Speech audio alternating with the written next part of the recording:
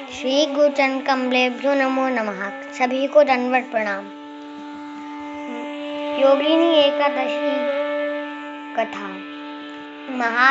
महाभारत काल की बात है कि एक बार धर्मराज युधिष्ठिर ने भगवान श्री कृष्ण कहा, हे त्रिलोकीनाथ, मैंने ज्येष्ठ माह के शुक्ल पक्ष की निर्जला एकादशी की कथा सुनी।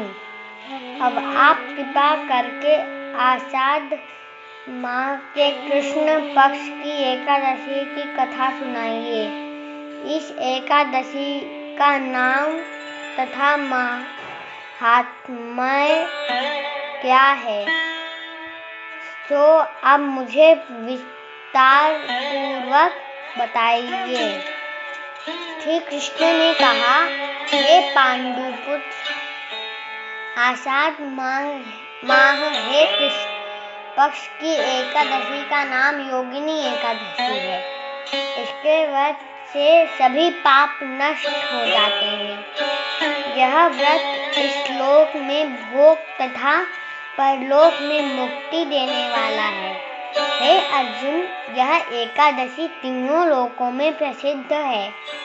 इसके व्रत से भी सभी पाप नष्ट हो जाते हैं। तुम्हें मैं पुराण में कही हुई कथा सुनाता हूँ, ध्यान पूर्वक श्रवण करो। कुबेर नाम का एक राजा अलकापुरी नाम की नगरी में राज करता था। वह शिव भक्त था। उनका हेममाली नामक एक यक्ष सेवक था, जो पूजा के लिए फूल लाया करता था। हेममाली की विशाला सी नाम की अति सुंदर स्त्री थी। एक दिन वह मानसरोवर से पुष्प लेकर आया, किंतु कामासक्त होने के कारण पुष्पों को रखकर अपनी स्त्री के साथ रमण करने लगा। इस भोग विलास में दोपहर हो गई। हेममाली की राह देखते देखते जब राजा कुबेर को दोपहर हो गई, तो उसने क्रोधपूर्वक अपने सेवकों को आज्ञा दी कि तुम लोग जाकर पता लगाओ कि हेममाली अभी तक पुष्प लेकर क्यों नहीं आया। जब सेवक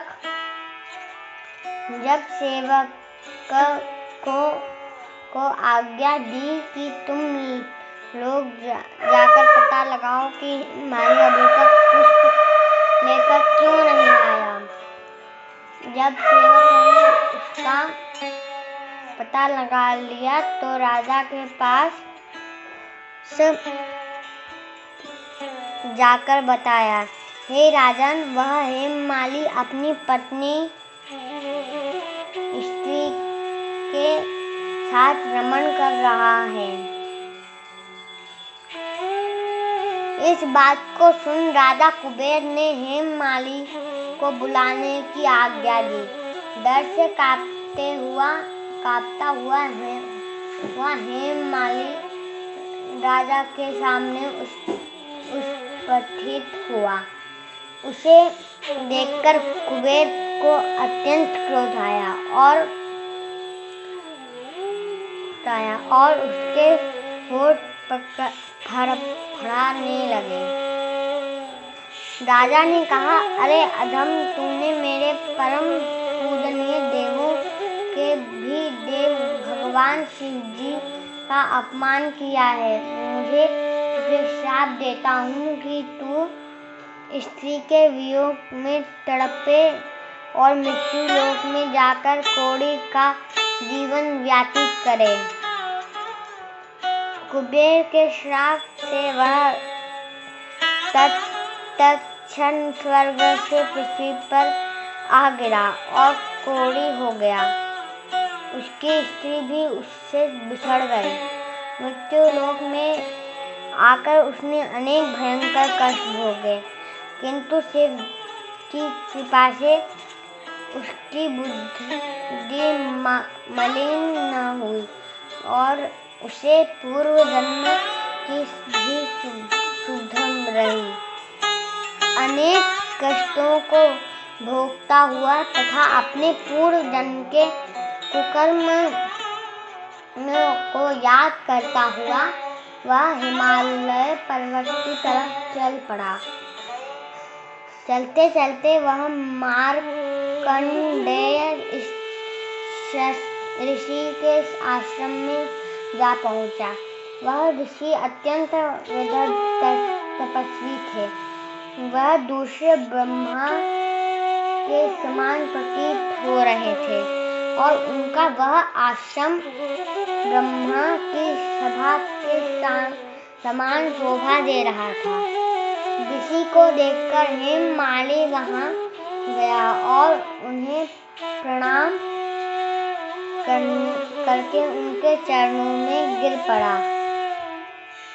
हेममाली को देखकर मार्कंडेय ऋषि ने कहा, तूने कौन से निकृष्ट कर्म किए हैं जिससे तू कोढ़ी हुआ और भयानक कष्ट भोग रहा है? महर्षि की बात सुनकर हेममाली बोला, हे मुनिश्रेष्ठ, मैं राजा कुबेर का अनुचर था। मेरा नाम हेममाली है।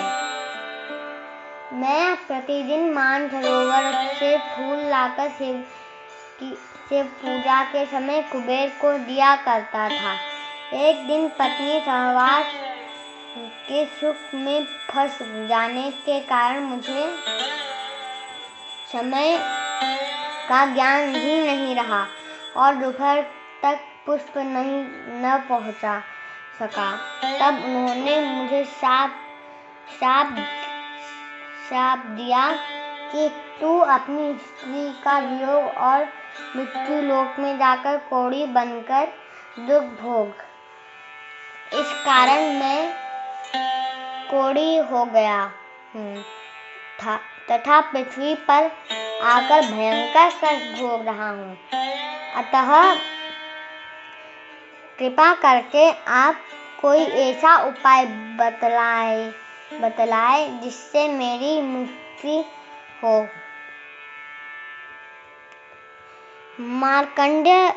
मार्कंडेय ऋषि ने कहा, हे हेममाली, तूने मेरे सम्मुख सत्य वचन कहे हैं, इसलिए मैं तेरे उद्धार के लिए एक व्रत बताता हूँ। यदि तू उस आषाढ़ माह के कृष्ण पक्ष की योगिनी नामक एकादशी का विधान पूर्वक व्रत करेगा तो तेरे सभी पाप नष्ट हो जाएंगे। महर्षि के वचन सुनकर हेममाली अति प्रसन्न हुआ और उनके वचनों के अनुसार योगिनी एकादशी का विधान पूर्वक व्रत करने लगा। इस व्रत के प्रभाव से अपने पुराण स्वरूप में आ गया और अपनी स्त्री के साथ सुखपूर्वक रहने लगा। भगवान श्री कृष्ण ने कहा, हे राजन, इस योगिनी एकादशी की कथा का फल ब्राह्मणों को भजन कराने के बराबर है। इसके व्रत से सभी पाप नष्ट हो जाते हैं और अनंत में मोक्ष प्राप्त करके प्राणी स्वर्ग का अधिकारी बनता है।